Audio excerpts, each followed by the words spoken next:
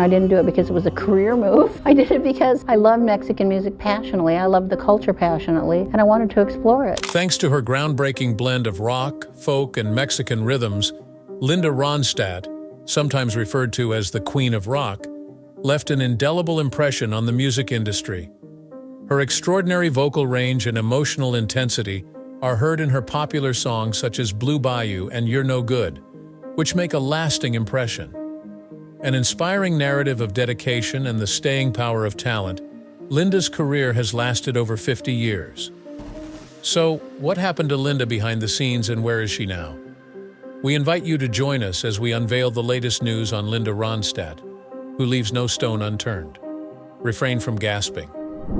First, though, let's review Linda's biography to learn more about her rise to stardom and the circumstances that led to her being crowned Queen of Rock. Linda Ronstadt's parents were of mixed racial heritage. She was born to a Mexican father and a white mother in 1946. She grew raised in Tucson, Arizona, where her parents encouraged her to pursue music and had a significant impact on her style. Linda and her siblings inherited their father Gilbert Ronstadt's passion for traditional Mexican music, who worked as an equipment dealer and loved it. Ruth Ronstadt, her mother, was an opera and classical music enthusiast. At a young age, Linda's love of music flourished, and she and her siblings began performing at local venues. The haunting sound of her voice, which came to characterize her career, was greatly influenced by the scenery of Tucson. When she first started performing, it was with the band the Stone Ponies, whose 1967 single Different Drum catapulted them to fame. Linda became famous all around the world due to her amazing voice. She broke new ground by experimenting with several styles of music. Her discography includes country, pop, and rock tracks that all highlight her unique abilities. Hand-Sewn, Homegrown, her 1969 solo effort, is widely regarded as the pioneering female alternative country album. Albums like Heart Like a Wheel, 1974, Simple Dreams, 1977, and Living in the USA, 1978, showcased Linda's ability to effortlessly traverse several genres, leading to her continuing chart-topping success. She broke several barriers, becoming the dominant female rock vocalist of the 1970s and gaining titles like Queen of Rock and First Lady of Rock. She was featured on the covers of Rolling Stone, Newsweek, and Time, among others. The 1980s saw Ronstadt's foray into Broadway, where she received a Tony nomination for her performance in The Pirates of Penzance. In an unexpected turn for a rock musician, Linda Ronstadt cooperated with composer Philip Glass, recorded traditional music, and worked with conductor Nelson Riddle. Despite the success of this endeavor, Ronstadt continued to be one of the most popular musical acts of the 1980s, with albums that went platinum such as Mad Love, What's New, Canciones de mi Padre, and Cry Like a Rainstorm, Howl Like the Wind. Of course, there were also less glamorous aspects to Linda's career as an artist. Linda didn't have the typical easy ride to stardom, which is a shame because most celebrities do. What steps did Linda take to become famous, and what is her current whereabouts? To discover out, continue watching. Due to the pervasive sexism she encountered, Linda Ronstadt had to put in double the effort to achieve her success in the music industry. She frequently broached the subject of traveling solo. She continued to be signed to Capitol Records, even though she was doing well on her own. Her 1969 solo effort, Hand-Sewn Homegrown, was released alongside her participation in the Free Creek Super Session. One of her ad voiceovers included Frank Zappa and was for Remington Electric Razors. In March of 1970, she released Silk Purse, her second solo album. It was produced by Elliot Mazer, who had been recommended by Janis Joplin, and recorded in Nashville. Though the album's back and inside covers had Linda performing in a vibrant crimson, the cover art portrayed her in a muddy pig enclosure.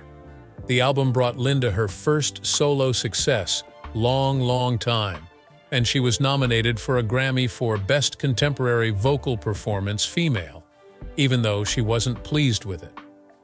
When Linda went solo in the late 60s, her initial backup band was the groundbreaking country rock group Swamp Water, who fused Cajun and swamp music influences. Gib Gilbo, a Cajun violinist, Stan Pratt, Thad Maxwell, Clarence White, a Bird, and Eric White, a brother of Clarence White, were all members. John Belland went on to form the Flying Burrito Brothers. In addition to performing at the Big Sur Folk Festival and the Johnny Cash Show, Swamp Water also supported Linda on the Mike Douglas Show. Don Henley, Glenn Frey, Bernie Leadon, and Randy Meisner, later to join the Eagles, were all members of another supporting band. They were a part of Linda's 1971 tour and contributed to her third album, which featured the song Rock Me on the Water. Linda was dating producer John Boylan at the time. She made the following observation. As soon as I started working with John Boylan, I started co-producing myself. I was always a part of my productions, but I always needed a producer who would carry out my whims. In 1971, Linda Ronstadt started talking to David Geffen about moving her Capitol Records to his Asylum Records label. Around this time, she shared the stage with Jackson Browne, the Eagles, and Toots and the Maytals, where she would play acoustic guitar and tambourine while singing lead on songs like Desperado by the Eagles. Prior to her rise to fame as the first arena-class rock diva, Linda performed solo concerts across North America. Jerry Hershey characterized her as an accomplished writer. Being constantly on the go drained her professionally and emotionally. In a 1976 interview with Rolling Stone, Linda pondered the solitary nature of touring, expressing, "They haven't invented a word for that loneliness that everybody goes through on the road. The world is tearing by you real fast and all these people are looking at you. People see me in my girl singer's suit." In a 1974 interview with Caddy magazine, she brought up the subject of people taking advantage of her, saying, "Everybody that's interested in you has got an angle." During that era, there were very few female singers on the rock circuit, and they were frequently treated like groupies. Due to her insecurity, competitiveness, and poor romantic relationships stemming from her inability to connect with men in a professional capacity as fellow artists, Linda went through a string of boyfriend managers. She felt forced to compete with men artists, but she appreciated female vocalists like Maria Muldaur for not compromising their femininity. Fusion magazine published an interview with her from 1969 in which she discussed the challenges of performing as a female solo artist with a male backing band. "It was difficult to assemble a band," says Linda, "because male musicians hated being called sidemen by female singers." The recording of Linda's fourth solo album, Don't Cry Now, began in 1973 under the supervision of John David J.D. Souther and John Boylan, who had previously secured her deal with Asylum Records.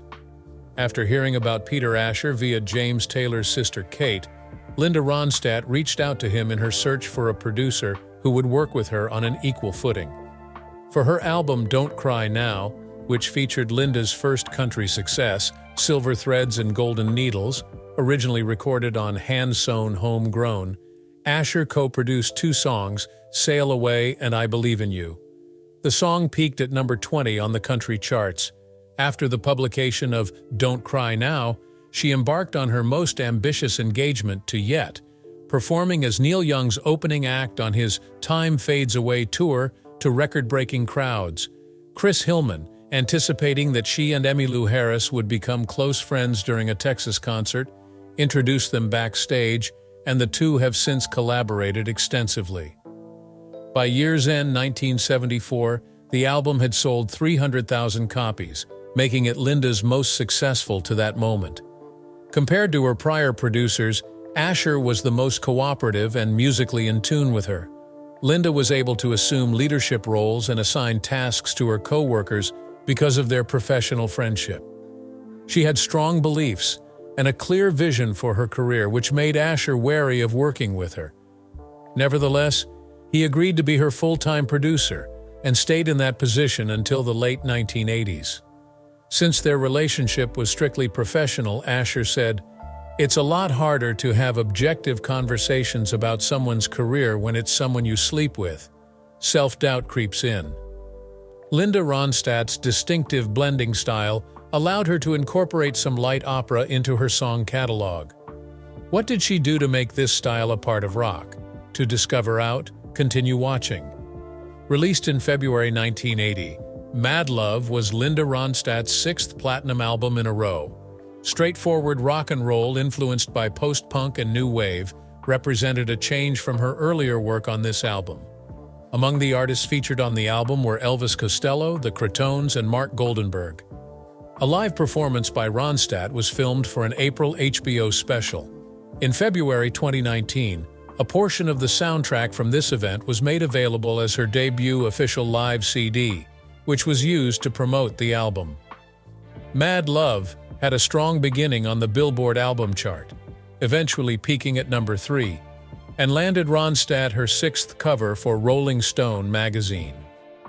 The album was a continuation of her successful career, with top 10 singles such as How Do I Make You and Hurt So Bad.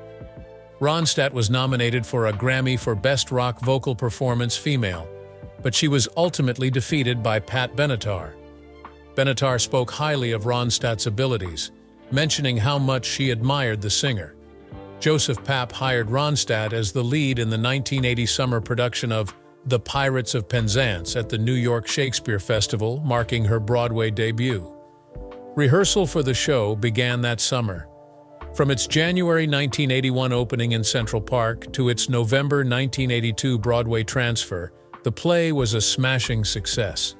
Newsweek lauded Ronstadt's performance, saying she was up to the challenge of the part. The film adaptation, in which she co-starred with Kevin Kline and Angela Lansbury, garnered her nominations for both the Golden Globe and Tony Awards for Best Performance by a Leading Actress in a Musical. Among its many Tonys was Best Revival, which The Pirates of Penzance took home. Even though Ronstadt had a lot of success, not everyone was into her projects. Her lifelong ambition to portray Mimi was realized in 1984 when she was cast in Joseph Papp's production of La Bohème at the Public Theater. Unfortunately, the show bombed at the box office and with critics, so it had to close after just a few performances. The country pop hybrid Get Closer was Ronstadt's 1982 album release. Despite reaching a peak of number 31 on the Billboard album chart, this album was not certified platinum. Easy for You to Say reached the top 10 in the adult contemporary charts, while the album's other singles, Get Closer and I Knew You When, kept her top 40 hit run going. Ronstadt received 2 Grammy nominations and a Grammy for Best Album Package for the artwork, even though the album did not do as well financially as her prior efforts. In 1982, with the publication of her album Get Closer, Linda Ronstadt continued to be a big attraction at rock concerts across North America, with a tour that began in the summer and ended in the fall.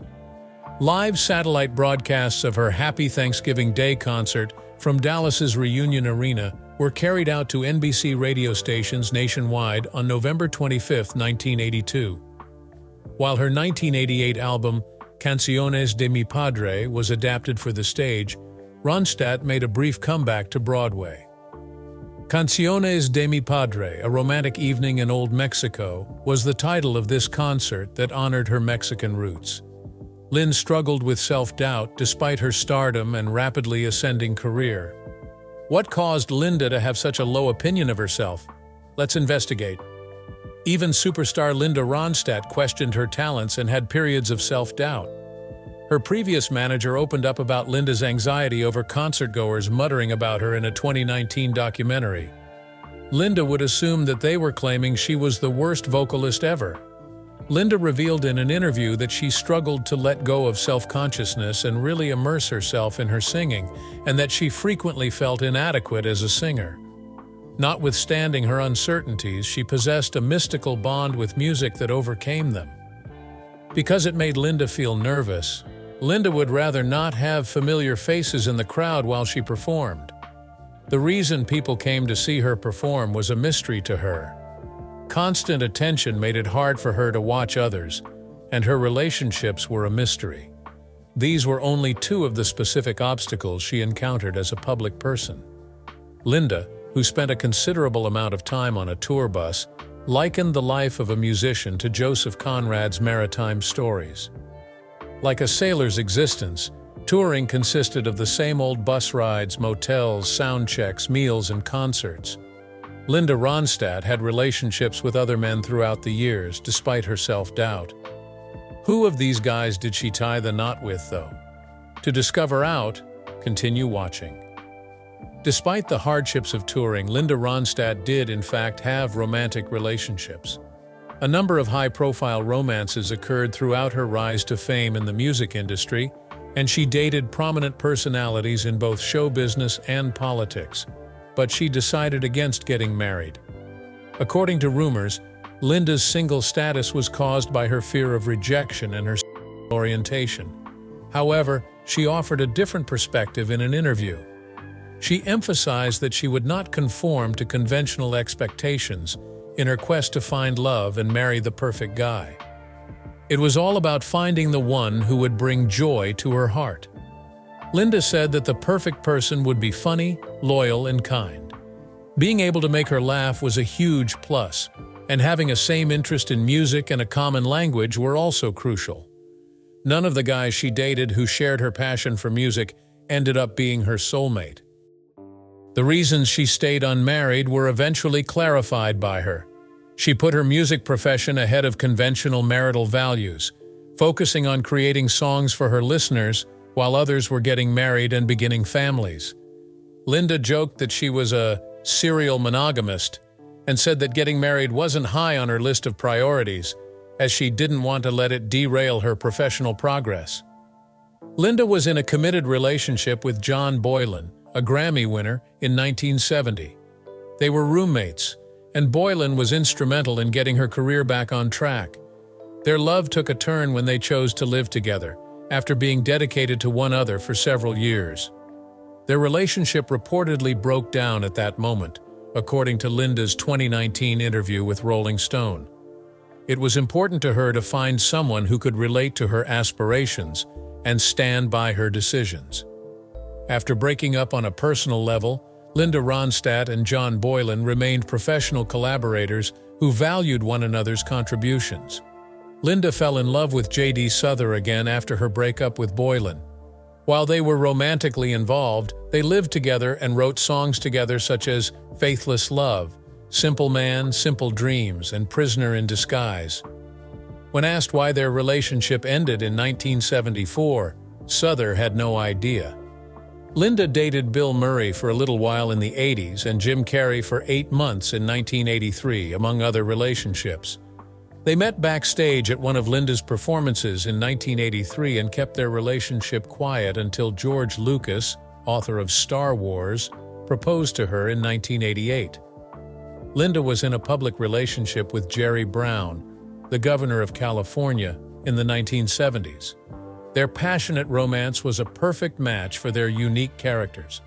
They avoided public appearances because of the attention they would receive, so they divided their time between Malibu and Los Angeles.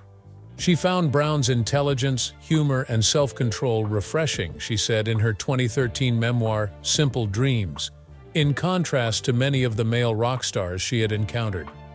She avoided politics at all costs, but she enjoyed social occasions and made an effort to meet the royal family, so she could pretend to be First Lady on occasion. Linda put on 2 concerts in 1980 to rally support for Brown's 1980 presidential campaign, but he was ultimately unsuccessful in the primaries and had to withdraw from the race.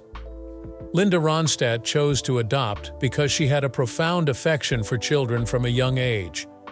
She adopted Mary Clementine Ronstadt, a girl, in December 1990, and Carlos Ronstadt, a boy, in 1994. Linda felt that Southern California didn't reflect her principles and was too limiting after 30 years there, so she moved to San Francisco in the late 1980s.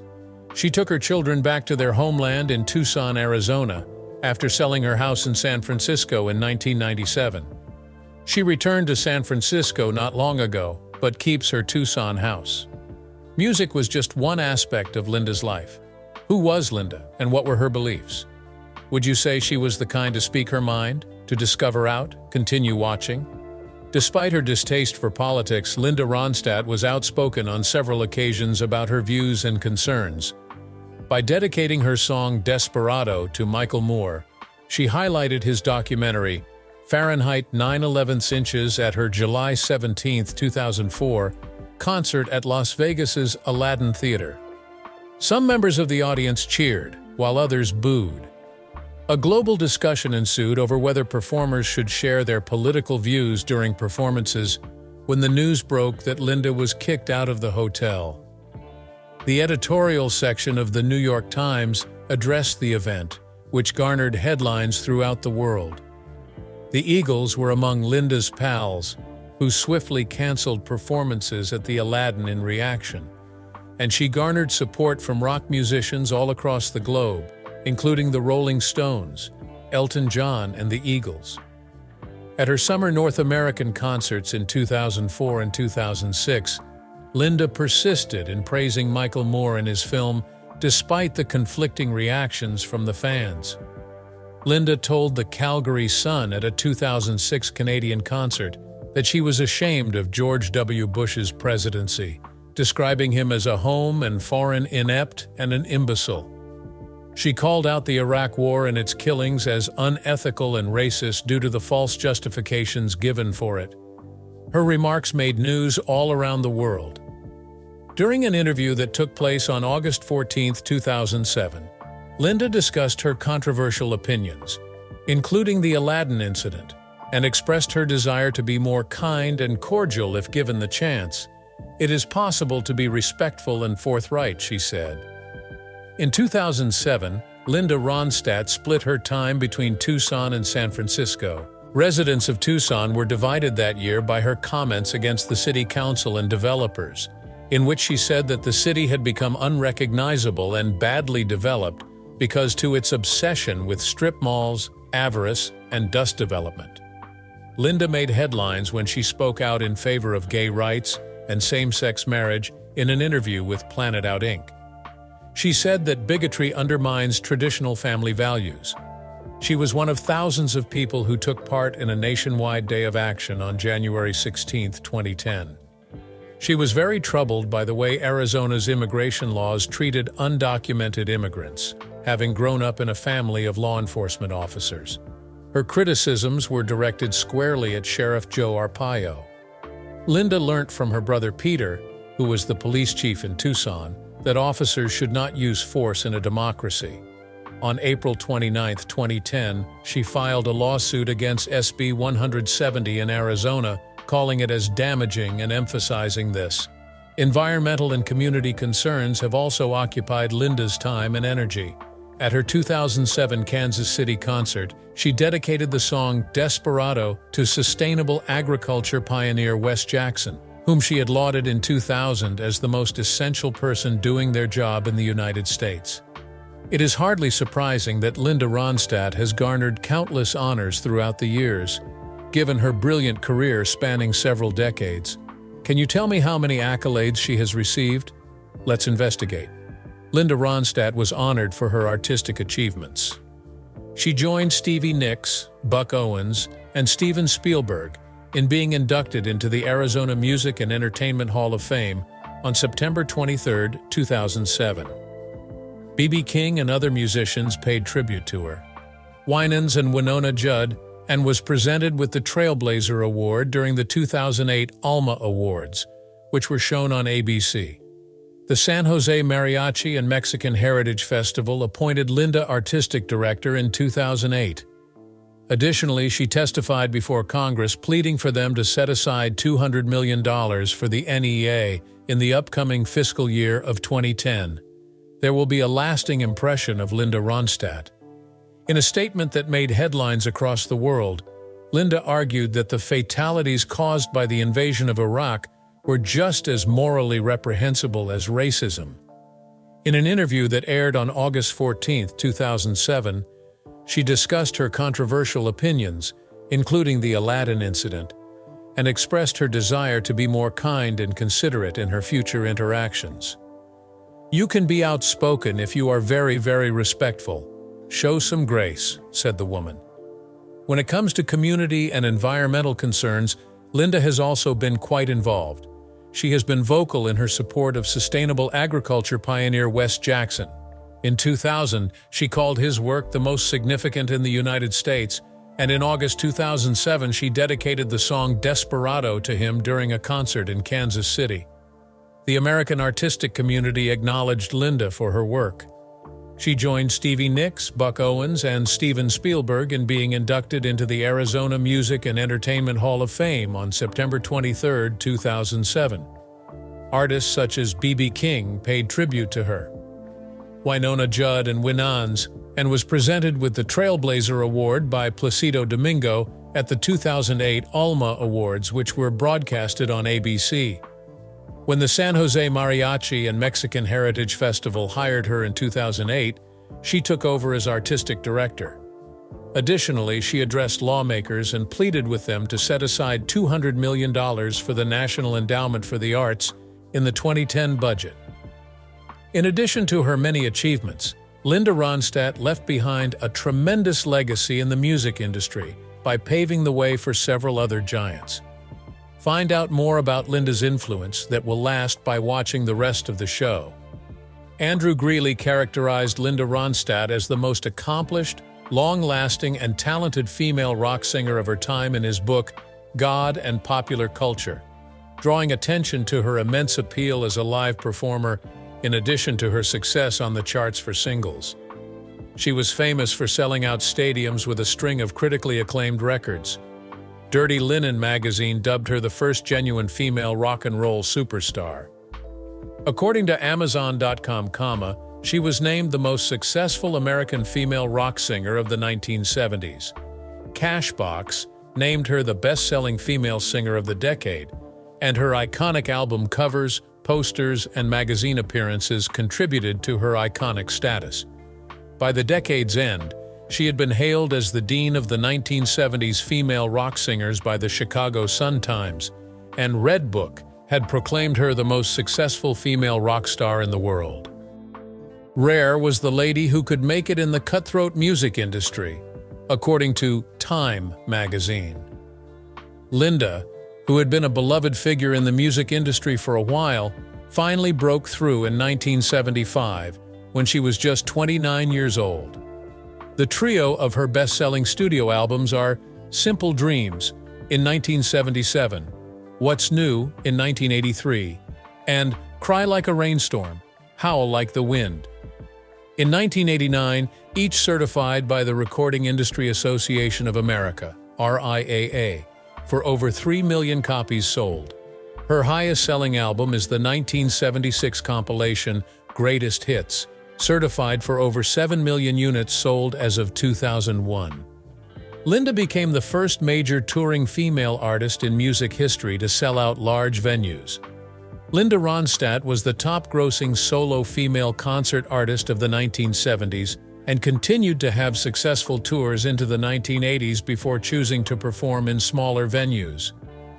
Both her 1974 album, Heart Like a Wheel, and her 2002 compilation, The Very Best of Linda Ronstadt, were listed in Rolling Stone's 500 Greatest Albums of All Time, with the former placing at number 164 and the latter at 324. With the 2012 update, just the collection remained, although it took the spot that had been occupied by Heart Like a Wheel. Her albums haven't been certified since 2001. Her record had sold over 30 million copies in the United States when it happened, according to the Recording Industry Association of America, RIAA. But her ex-manager and producer Peter Asher reckoned that she sold more than 45 million albums in the U.S. alone. Joe Smith, a juror for the Hit Parade Hall of Fame and a former president of Warner Brothers Records, claims that her albums have sold over 100 million copies worldwide. At the end of 2001, her discography had 7 multi-platinum albums, 14 platinum records, and 19 gold albums, all of which were certified by the Recording Industry Association of America, RIAA. Linda became the first female artist in music history to have 8 straight platinum albums, and she did it by achieving 3 in a row. Living in the USA went double platinum and was the first album in U.S. music history to ship over 2 million advance copies. Her 1987 first Latin album, Canciones de mi Padre, which was entirely recorded in Spanish, is still the best-selling non-English language album in the history of American music. Among Linda Ronstadt's many accomplishments is her role as a record producer. She has collaborated with artists such as Aaron Neville, singer-songwriter Jimmy Webb, and her cousin David Lindley. She collaborated with Dennis James to develop Crystal Glass Music Through the Ages, a classical CD that included glass instruments. She also performed on many tracks from the album.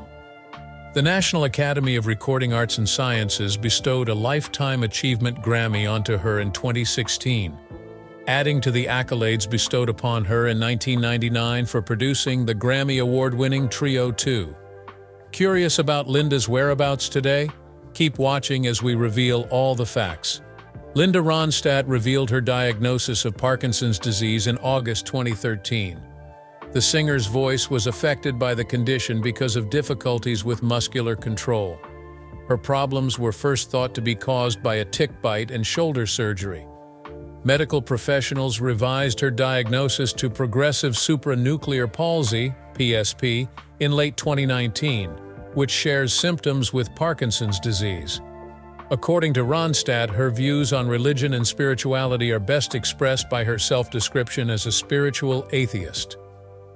Linda Ronstadt is still very much involved with many cultural and musical projects. The San Pablo East Bay-based Mexican Cultural Arts Academy Los Sensontles is an important collaborator of hers. From her great-grandfather, who left Germany for Mexico in the middle of the 19th century, and even farther back to her great-grandmother, who was born in the 18th century, Ronstadt's ties to her Mexican ancestry go deep. So in your opinion, how good is Linda Ronstadt? Post your opinions in the space provided. We appreciate you taking the time to view this movie, and we hope you enjoyed it. Please subscribe and like the video. If you want to see the latest celebrity news, just click the video that appears on your screen. Looking forward to seeing you.